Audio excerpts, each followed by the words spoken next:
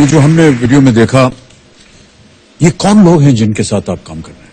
Sir, ये basically अनाथ और बेसहारा लोग हैं, क्योंकि हमारे समाज की विडंबना है। वैसे तो हमारा देश श्रवण कुमारों से भरा पड़ा है, लेकिन कुछ बच्चे इतने घिनौने अपराध करते हैं जो अपने बूढ़े माता पिता की पिटाई करते हैं, उनको घर से निकाल देते हैं, उनको खाना नहीं देते, दवा नहीं देते, अस्पतालों में ले जाके उनका इलाज नहीं करवाते और बहुत बार तो उनको सड़कों पर मरने के लिए छोड़ देते हैं।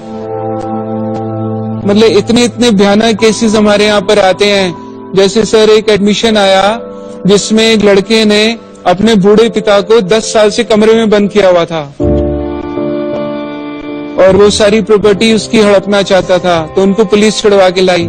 सर, एक एडमिशन ऐसे आया जिसमें एक लड़का गाड़ी में आया, बोलता है कि मेरी मदर को एडमिशन दो, तो और बहुत प्रतिष्ठित परिवार से थे।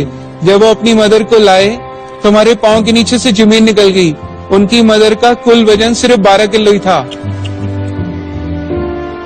सर, उनकी 100 एकड़ जमीन थी और बेटे ने अपनी मदर को 5 साल से टॉयलेट में बंद किया हुआ था। बोलता है सारी प्रॉपर्टी मेरे नाम करो, बहनों को नहीं देनी। और सर, एक एडमिशन ऐसे आया जिसमें कि हम दहल ही गए कि बच्चे कितने घिनौने अपराध कर रहे हैं। सर, एक लड़के ने तो क्या किया, उसके पिता कोमा में चले गए थे, तो वो लड़के ने सर धोखे से अपने पिता का घर बेच दिया और अपना यूएस का ग्रीन कार्ड बनवा लिया और फ्लाइट के 4 घंटे पहले अपने फादर को किराए के कमरे में बंद करके कमरे में बड़े बड़े चूहे छोड़ दिए और खुद अमेरिका भाग गया। इसके अलावा सर, क्रूएलिटी इतनी चरम सीमाएं पार कर चुकी है कि इंसान सिर्फ अपने ही शैल में होकर रह चुका है। हम पत्थर दिल और कठोरता की तरफ बढ़ते जा रहे हैं। तो सर, मैं आधी आधी रात को जाकर ऐसे लोगों को सड़कों से ढूंढता हूँ जिनको कीड़े पड़े होते हैं, जो लाइलाज बीमारियों से ग्रस्त होते हैं, या ऐसे लोग जो सड़कों पे बिना कपड़ों के नंगे घूमते हैं या नालों में सड़े गले पड़े रहते हैं।